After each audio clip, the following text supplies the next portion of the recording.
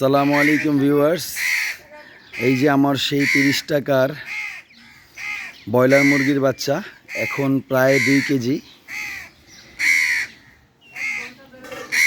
এই বাচ্চাগুলোকে আমি এখন প্রাকৃতিক খাবার বলতে স্বাভাবিক খাবার, এতদিন তো ফিড খাওয়াইছি, এখন আমি এদেরকে খাওয়াচ্ছি আপনার এই যে দেখেন ধান, গম, ধান এগুলো খাওয়াচ্ছি। ভুট্টা ভাঙ্গা আছে এবং বাহিরের যে আউটসোর্স যে খাবারগুলো, ময়লা পোকামাকড়, এগুলো খাওয়ানো শেখাচ্ছি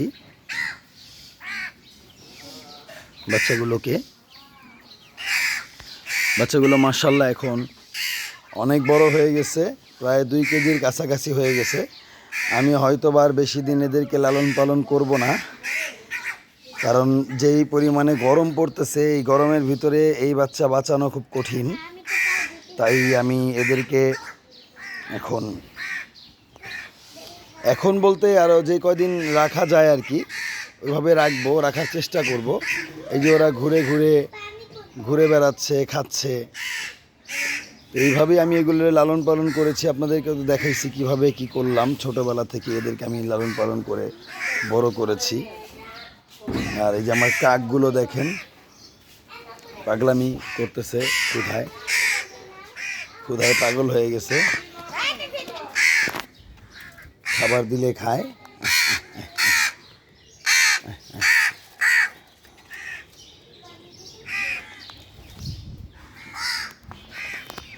তা আপনারাও চাইলে এরকম ব্রয়লার মুরগির বাচ্চা কিনে আপনারা ওই যে প্রথমত এদেরকে কোনো ভ্যাকসিন করবেন না,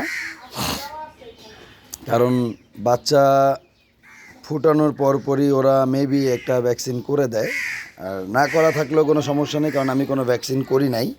এই যে দেখেন এখনও কি সতেজ, দৌড়াচ্ছে, খাচ্ছে। আসলে ওদের বডি নিয়ে এখন চলাফেরা করতে কষ্ট হয়ে যাচ্ছে, যেহেতু প্রায় 1 কেজি প্লাস হয়ে গেছে, প্রায় 2 কেজির কাছাকাছি। আমি এদেরকে প্রথমত কিভাবে লালন পালন করেছি আমি আপনাদেরকে দেখাইছি এর আগে ভিডিওতে, এখন আবার একটু বলে দিচ্ছি। আমি প্রথমত বাচ্চা কেনার পর এদেরকে আমি ওই স্টার্টার খাবারটা খাইয়েছি, সোনালি স্টার্টার, ব্রয়লার স্টার্টার বলে, সেই স্টার্টার খাবারটা খাওয়াইছি, ছোট দানা, কারণ ছোট বাচ্চারা বড় দানার খাবার খেতে পারে না।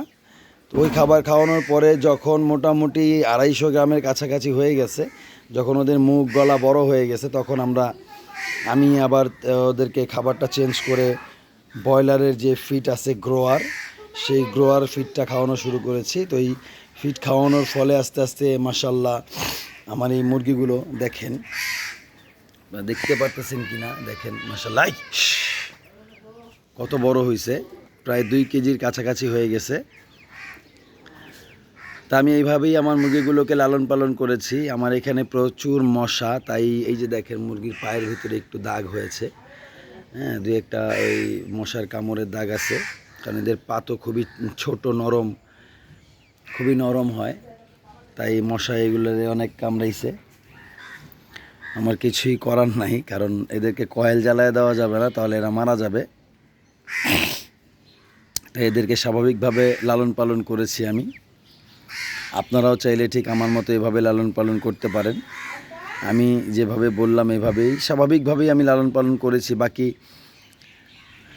আপনারা যদি আরও অন্য কোনো পদ্ধতি বা অন্য কোনো ভালো কোনো সিস্টেম জানা থাকে, ওইভাবে করলেন, আমাকে একটু কমেন্টসে জানাইলেন যে ভাই এভাবে করলে আরও ভালো হয়, আমিও জানতে পারলাম এবং আরও উদ্যোক্তা ভাইয়েরাও জানতে পারলো কিভাবে কি করা যায়। আসলে আমি একদম মেডিসিন ছাড়া, অ্যান্টিবায়োটিক ছাড়া আমি নর্মালি এই মুরগিগুলো লালন পালন করেছি, হাঁসগুলো লালন পালন করেছি। এই যে দেখেন যে হাঁসগুলো এখানে আসছে, এগুলো কিন্তু সব আমার হাঁসের ঘরের বাচ্চা আর কি, মানে আমি যে হাঁসগুলো কিনে এনেছিলাম ওগুলোর বাচ্চা। এগুলো হলো বড় সেট আপ, এগুলো এখন ডিমে চলে আসছে, এগুলো ডিম পারবে, ডিম পাড়ার বয়স হয়ে গেছে। আর এই যে এই সেট আপটা, এটা দ্বিতীয় সেট আপ, যেগুলো এখন ডিমে দেরি আছে, এগুলো মোটামুটি মাশাআল্লাহ বড় হয়ে গেছে। আমি এইভাবেই লালন পালন করি। আমার একটা সুন্দর বাসা আছে, যে বিশাল বড় বাসা। এই যে বাসাটা দেখেন, বাসাটা অনেক বড়। আমি গাছ লাগাইছি, এই যে হাঁস পালি, মুরগি পালি, কবুতর পালি। আপনারা যারা চান এরকম বাসা ভাড়া নিয়ে বা কারো যদি এরকম জমি থাকে, বাসা থাকে, তারা এরকম নিজেরা লালন পালন করতে পারেন। আমার এই ভিডিও দেখে যদি কেউ কিছু শিখতে পারেন, বুঝতে পারেন, ভালো লাগে, অবশ্যই লাইক কমেন্ট শেয়ার করবেন, বেশি থেকে বেশি শেয়ার করবেন যাতে সবাই দেখতে পারে, এবং কমেন্টস করে জানাবেন আমার এই ভিডিওটা আপনাদের কেমন লাগলো, বা আমার এই প্রসেস, আমি যে প্রসেসে হাঁস মুরগি লালন পালন করি, এই প্রসেসটা আপনাদের কেমন লাগলো অবশ্যই আপনারা কমেন্টে জানাবেন। ধন্যবাদ সবাইকে। আসসালামু আলাইকুম ওয়া রাহমাতুল্লাহ।